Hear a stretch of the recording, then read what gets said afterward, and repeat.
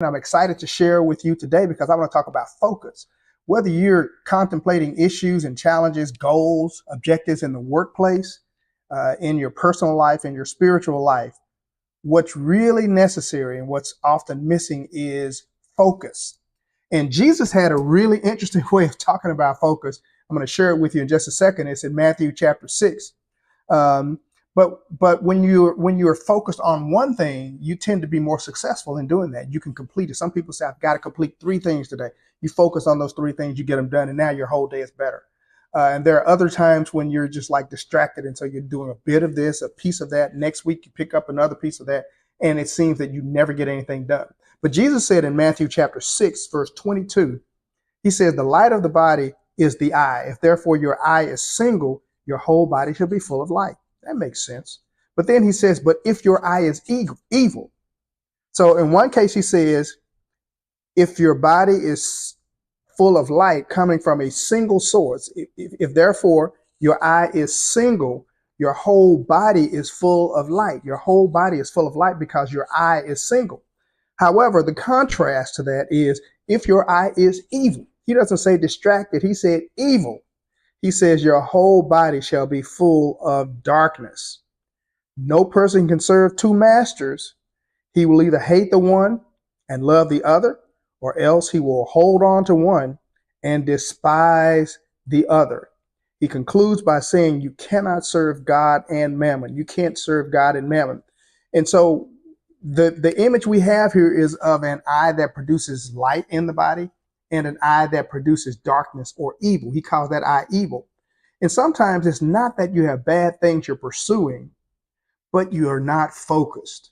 And so you have to create opportunities so that you can be focused and do things, focused and work on things, whether they're personal, whether they're for your business, whether they're for your job, whether they're for your church. You have to take some time, make some time, and focus so that you can be committed to that idea or to that objective. Now let's step back from this a bit and let's talk about it in the general scheme of things, because what Jesus said was for us to first seek the kingdom and his righteousness, and all the things we need would be added. And so sometimes we know that that's a good idea, but the question is, will we seek first the kingdom? Will we continue to focus and seek first the kingdom in all that we're doing? So we can be focused or unfocused about the kingdom as well. And it's not just a project. I mean, the kingdom is the primary focus. Within that, there are these sub-projects, there are these sub-topics that we add in that we also are able to accomplish because we are pursuing the kingdom. We're able to accomplish those things because he empowers us, gives us wisdom, gives us the help of the Holy Spirit. But don't expect him to want to help you and to participate in all of your foolishness, all of your different little projects, if you can't put his kingdom first. I'm just going to say it like that, as plain as I can. If you are on one day seeking the kingdom and another day you're not, then I think that's evil eye. Just a thought, something for your consideration. It's not a declaration of your sinfulness. It's not a declaration. I'm not declaring anything about you. I'm just saying what my thoughts were. So let's get to what the truth of the word is. The truth of the word is saying that if you are focused and your eye brings in light, then light is all throughout your body in that Matthew 6 passage. But it says, if your eye is evil. So the admonition is to not let your eye be evil, to not be focused on multiple things, but to focus primarily on one thing, so that what comes in you is light, and so that light is a great light. And through your focus, through your making the kingdom a priority, Jesus's words himself were, he would add all the things you need to you. He's responsible for the thing. He becomes responsible. He takes on the responsibility of things in your life when you seek first the kingdom. So you cannot be perfect.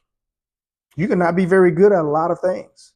But as you seek first his kingdom in what you do at work and how you do it, in your relationships and how you maintain them, then he becomes responsible for adding those things to you.